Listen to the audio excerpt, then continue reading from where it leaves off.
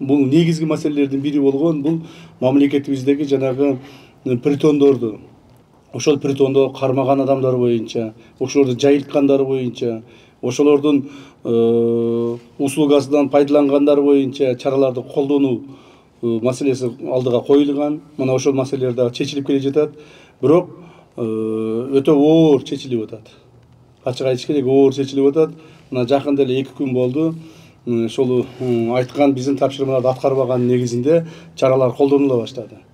Бишкектин 1-май районунда мына Кулиев көчөсүн билесиздер.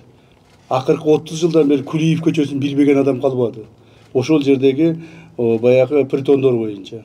Ошолорду канча аракет кылса да жок кыла алышпады. Бирок биз жок кылдык. Но бирок кече жакында ошо Кулиевден дагы бир притон алып чыгышты. Ошонун контролдо болгондугу үчүн мына бүгүнкү күндө милиция начальник иштен алынды.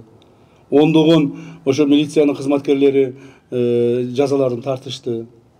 1-май райондук администрациянын аким жумуштан алынды. Мэриянын бир нече кызматкерлери жумуштан алынды. Биздин ошол жердеги Бишкек шаарында иштеген 1-май районунда иштеген биздин бөлүмдүн кызматкерлери наказаниелерин алышты. Мындан ары да ушундай болот. Ошондуктан Чүй облустун тегерегинде дагы бир жолу силерге айтып кетейин. Урматтуу кызматкерлер, ушул тапшырманы толук аткаргыла.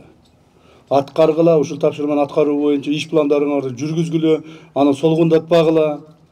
Милиция менен биргеликте маалыматтарды топтоп, милицияга берип, чараларды колдонуп, жергиликтүү бийлик органдары менен кошо ушул жумуштарды аткаргыла. Биз притондору жок жашасак деле турмушубуз оңолот. Кээ бирлери айтып атат, ал байкуштар эми кайда барат, кайдан акча табат деп. Обязательно ошол коомду бузуп, келечекти бузуп, мамлекетибиздин келечегини талкалап туруп акча табыш керекпи? Мына ушундуктан ушул маселеге өтө чоң көңүлүңүздү буруңуздар.